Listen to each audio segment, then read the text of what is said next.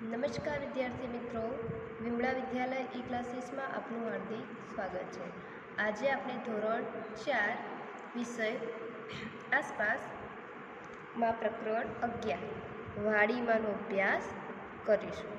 વિદ્યાર્થી મિત્રો, આપણે પોતાની આસપાસ વાતાવરણમાં ઉગતા વૃક્ષો, ફૂલો અને ફળોને તેના આકાર, રંગ, સુગંધ જેવા સામાન્ય લક્ષણોને આધારે ઓળખીએ છીએ કે અનાજ ખેતરમાં પકવવામાં આવે છે, ખેડૂત અનાજની ખેતી કરે છે। આ જ રીતે વિવિધ પ્રકારની વનસ્પતિ જંગલમાં, પડતર જમીનમાં, વાડીમાં, બગીચામાં, નર્સરીમાં કે આપણા ઘેર કુંડામાં કે નાના ક્યારામાં થાય છે કે વનસ્પતિને તેના પ્રકાંડ અને શાખાઓ પ્રમાણે વૃક્ષ, છોડ, ક્ષુપ, વેલા વગેરેમાં વર્ગીકરણ કરવામાં આવે છે કે શહેરમાં નાના મોટા બગીચા, નર્સરી કે ઘર આગળ ક્યારા અથવા કુંડામાં વિવિધ પ્રકારની વનસ્પતિ ઉગાડવામાં આવે છે। ગામડામાં ખેતર, વાડી કે ઘર આગળ ક્યારા કરી વિવિધ પ્રકારની વનસ્પતિ ઉગાડેલી આપણને જોઈએ છીએ કે વાડી, ખેતર કે ઘર આગળ બગીચામાં શાકભાજીના છોડ, ફૂલ છોડ, ફળના વૃક્ષો કે વિવિધ પ્રકારના વેલા ઉગાડવામાં આવે છે।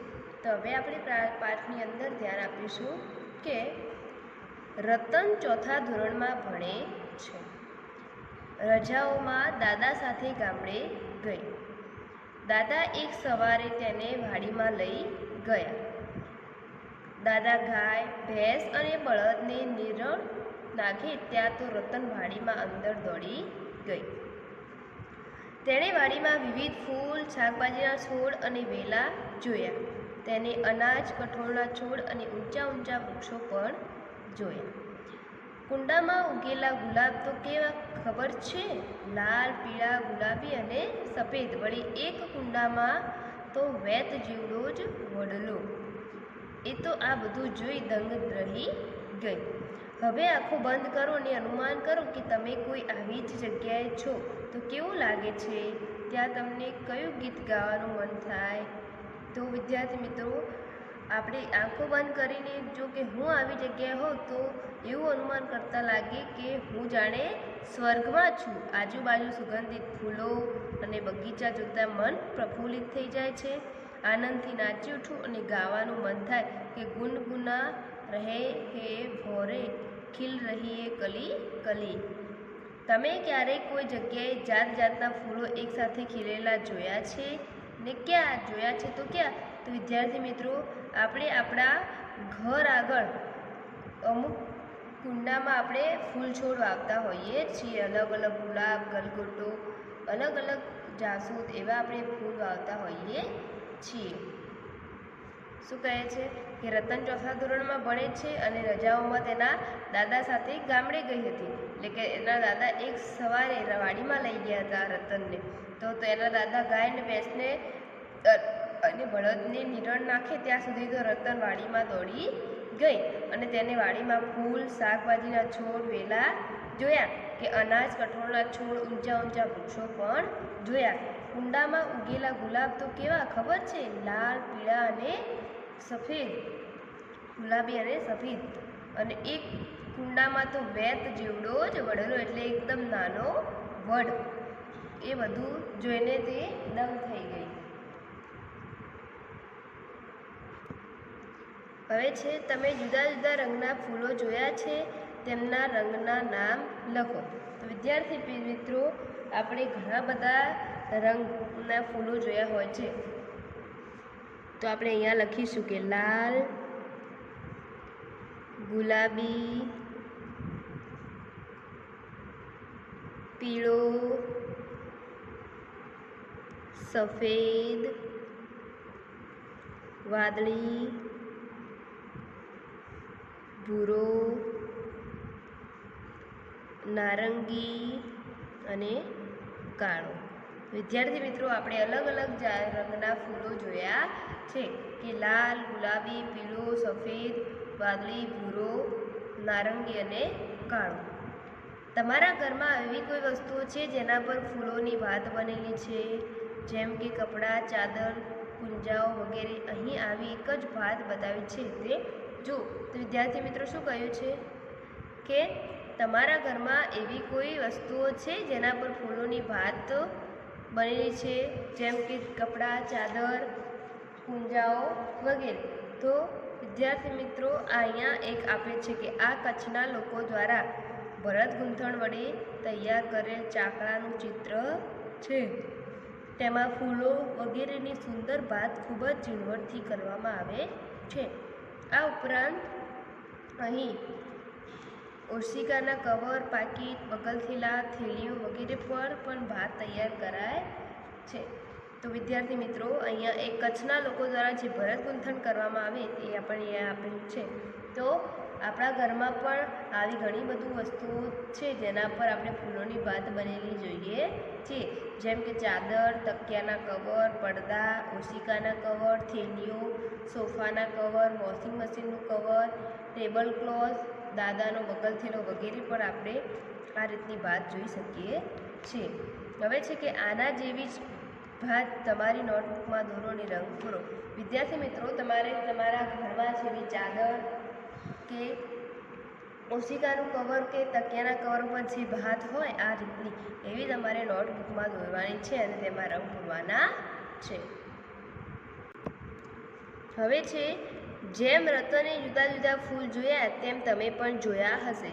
વિદ્યાર્થી મિત્રો જેમ રતને જુદા જુદા ફૂલ જોયા તેની વાડીમાં તેમ તમે પણ ઘણા બધા ફૂલ ને ફળ છોડ જોયા હશે. અહીં ફૂલોના કેટલાક ચિત્ર આપ્યા છે. જે ફૂલને તમે ઓળખો છો તેની સામે રાઈટની નિશાની કરો અને તે ફૂલ કયું છે તેનું નામ પણ લખવાનું છે. તો આપણે અહીંયા લખીશું કે આ શેનું ફૂલ છે, તો જાસૂદ. આપણે રાઈટ કરીશું કે હું આ ફૂલને ઓળખું છું. ફૂલનું નામ છે જાસૂદ. કયું? જાસૂદ. બીજું આ પણ હું ઓળખું છું. આ કયું ફૂલ છે, તો ગુલાબ. કયું ફૂલ છે? ગુલાબ. પછી આ તો એ સૂરજમુખી. કયું? સૂર્યમુખી. તો રાઈટ, સૂર્યમુખી. પછી આ તો આ શાનું ફૂલ છે, તો ગલગોટાનું. શાનું? ગલગોટાનું. ગલગોટો. પછી આ તો આ શાનું ફૂલ છે, તો ચંપો. રાઈટ. પછી આ પણ આપણે ઓળખીએ છીએ. શાનું? તગરનું. તગર.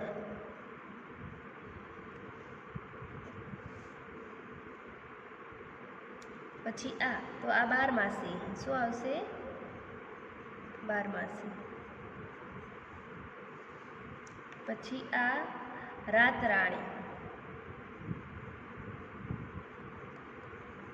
જે રાતના જ ફૂલ ઉગે, દિવસે ઉગતા નથી, એને કઈ કહેવાય? રાતરાણી. અને આ છે કમળ. કેવું કમળ છે? તો વ્હાઈટ કમળ. સફેદ કમળ છે. બરાબર. તો વિદ્યાર્થી મિત્રો આપણે જે ફૂલને જોતા હતા કે આ જાસૂદનું ફૂલ છે, આ ગુલાબ છે, આ સૂર્યમુખી છે, આ ગલગોટો છે, આ ચંપો છે, આ તગર છે, આ બારમાસી છે, આ રાતરાણી છે અને આ કમળ છે. હવે અહીંયા છે વાહ, તમે પણ ઘણા બધા ફૂલોને ઓળખો છો. હવે અહીં ઉપર આપેલા ચિત્રો સિવાયના તમે બીજા ફૂલો જાણતા હોય તો તેવા બીજા 2 નામ કોષ્ટકમાં લખો. તો વિદ્યાર્થી મિત્રો આ ફૂલ સિવાય તમે ફૂલ જાણતા હોય તેનું નામ તમારે લખવાનું છે.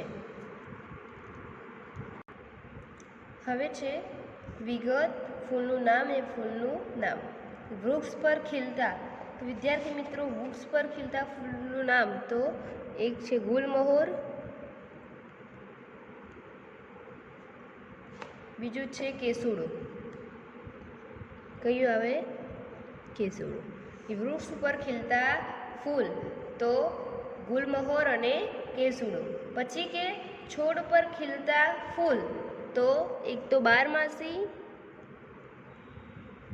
અને ગુલાબ. ગુલાબ હંમેશા ફૂલના તો છોડ જ હોય છે, પણ નાના છોડ જે કે બારમાસી અને ગુલાબના એ કેવા છોડ હોય? નાના. પછી વેલા ઉપર ખીલતા ફૂલ. વેલા ઉપર ખીલતા ફૂલ તો બોગનવેલિયા અને રાતરાણી.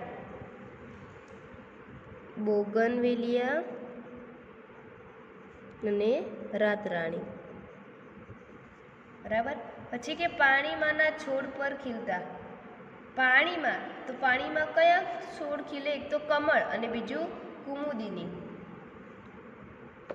તમે જે ઓળખતા હોય એ ફૂલનું નામ તો કમળ. પછી છે રાત્રે જ ખીલતા હોય. તો રાત્રે જ ખીલતા હોય તો કયા? તો રાતરાણી અને હરસિંગાર. તો આપણે રાતરાણીને ઓળખીએ છીએ તો રાતરાણી. પછી દિવસે ખીલે અને રાત્રે બંધ થઈ જાય. એવું કયું છે કે જે દિવસે ખુલે અને રાત્રે બંધ થઈ જાય? તો સૂર્યમુખી અને કમળ. સૂર્યમુખી અને કમળ જે એવા ફૂલો છે કે જે દિવસે ખુલે અને રાત્રે બંધ થઈ જાય. બરાબર. પછી કે સુગંધ માત્રથી ઓળખી શકાય તેવા. સુગંધ માત્રથી તો ગુલાબ અને રાતરાણીને આપણે સુગંધથી ઓળખી શકીએ છીએ કે આ ગુલાબનું ફૂલ છે અને આ રાતરાણીનું ફૂલ છે, એવું આપણે સુગંધથી ઓળખી શકીએ છીએ. પછી કે આખું વર્ષ ખીલેલા રહે તો ગુલાબ અને ગલગોટો. શું આવે? આખું વર્ષ ખીલેલા રહે એવા ફૂલ તો ગુલાબ અને ગલગોટો. અમુક ફૂલ અમુક ઋતુમાં જ ખીલતા હોય છે, પણ ગુલાબ અને ગલગોટો એવા ફૂલો છે જે 12 માસ ખીલતા રહે છે. પછી કે ફક્ત અમુક મહિનામાં જ ખીલતા હોય તો મોગરો અને કેસુડાના ફૂલ. શું આવશે? ફક્ત અમુક જ મહિનામાં તો મોગરો અને કેસુડાના ફૂલ. બરાબર. તો વિદ્યાર્થી મિત્રો આપણે શું જોયું કે વૃક્ષ પર ખીલતા ફૂલ તો ગુલમહોર અને કેસુડો, છોડ ઉપર ખીલતા ફૂલ તો બારમાસી અને ગુલાબ, વેલા પર ખીલતા ફૂલ તો બોગનવેલિયા અને રાતરાણી, પાણીમાં ઉગતા છોડ ફૂલ તો કમળ, રાત્રે જ ખીલતા હોય તેવા ફૂલ તો રાતરાણી, દિવસે ખીલે અને રાત્રે બંધ થઈ જાય એવા ફૂલ તો સૂર્યમુખી અને કમળ, સુગંધ માત્રથી આપણે ઓળખી શકાય તેવા ફૂલ તો ગુલાબ અને રાતરાણી, આખું વર્ષ ખીલેલા રહે એવા ફૂલ તો ગુલાબ અને ગલગોટો, અને ફક્ત અમુક જ મહિનામાં ખીલતા રહે તો મોગરો અને કેસુડાના ફૂલ. હવે કે તમે તો ઘણી જ જાણકારી ધરાવો છો, તો એ કહો કે એવા કોઈ વૃક્ષો અથવા છોડ છે જેને ક્યારેય ફૂલ આવતા જ નથી, તે શોધો અને નામ લખો. તો વિદ્યાર્થીઓ મિત્રો, કે મહેંદી અને હંસરાજ નામના છોડ પર અને નાગરવેલ પર ક્યારેય ફૂલ આવતા નથી. કયું? તો મહેંદી અને હંસરાજ નામના છોડ પર અને નાગરવેલ પર ક્યારેય ફૂલ આવતા નથી. હવે છે આવું કેમ? અહીંયા છે ફૂલો તોડતા નહીં. તમે ક્યારે કોઈ જગ્યાએ આવું પાટિયું જોયું છે? તો કે આવું પાટિયું એ જાહેર બગીચામાં લાગેલું હોય છે. વિદ્યાર્થી મિત્રો, અહીંયા આવું પાટિયું હોય ક્યાં તમે જોયું છે કે ત્યાં લખેલું હોય કે ફૂલો તોડતા નહીં? તો ક્યાં? તો જાહેર બગીચામાં આવું પાટિયું લાગેલું હોય છે. પછી છે આ પાટિયું ત્યાં હોય છતાં લોકો ફૂલો તોડે છે? તો ના, કે આ પ્રકારનું જો પાટિયું લાગેલું હોય તો ત્યાં મોટાભાગના લોકો ફૂલો તોડતા નથી, છતાં પણ કેટલાક મસ્તીખોર લોકો હોય જે ફૂલો તોડે છે. પછી 3 કે લોકો આવું શું કામ કરતા હશે? વિચારો. તો કેટલાક લોકોમાં ફરજ નિભાવવાની ભાવના હોતી નથી, એટલે આ પ્રકારની આદત હોય છે, તેઓ નિયમને પાળતા નથી. પછી કે જો બધા લોકો જ ફૂલો તોડે તો શું થાય? તો જો બધા જ લોકો બગીચાના ફૂલો તોડે તો બગીચામાં ફૂલો બચે નહીં અને બગીચાની સુંદરતા નાશ પામે છે. છેલ્લું છે તેમણે આમ કરવું જોઈએ? તો ના, કે તેમણે આમ કરવું જોઈએ નહીં, કારણ કે ફૂલો વાતાવરણને સુગંધીદાર બનાવે છે અને પર્યાવરણની શોભા વધારે છે. તો પહેલો પ્રશ્ન હતો કે તમે આવું ક્યાંય કોઈ જગ્યાએ આવું પાટિયું જોયું છે? તો કે મેં આવું પાટિયું જાહેર બગીચામાં જોયું છે. પછી કે આ પાટિયું ત્યાં હોય છતાં લોકો ફૂલો તોડે છે? તો ના, કે આ પ્રકારનું પાટિયું લાગેલું હોય તો ત્યાં મોટાભાગના લોકો ફૂલો તોડતા નથી, પરંતુ કેટલાક મસ્તીખોર લોકો હોય જે ફૂલો તોડે છે. પછી કે લોકો આવું શું કામ કરતા હશે? વિચારો તો કેટલાક લોકોમાં ફરજ નિભાવવાની ભાવના હોતી નથી. તેમના આ પ્રકારની આદત હોય છે, તેથી તેઓ નિયમને પાળતા નથી. જો બધા જ લોકો ફૂલો જ તોડે તો શું થાય? જો બધા જ લોકો ફૂલો તોડે તો બગીચામાં ફૂલો બચે નહીં અને બગીચાની સુંદરતા નાશ પામે છે. અને તેમણે આમ કરવું જોઈએ તો ના, કે તેમણે આમ કરવું જોઈએ નહીં, કારણ કે ફૂલો વાતાવરણને સુગંધીદાર બનાવે છે અને પર્યાવરણની શોભા વધારે છે.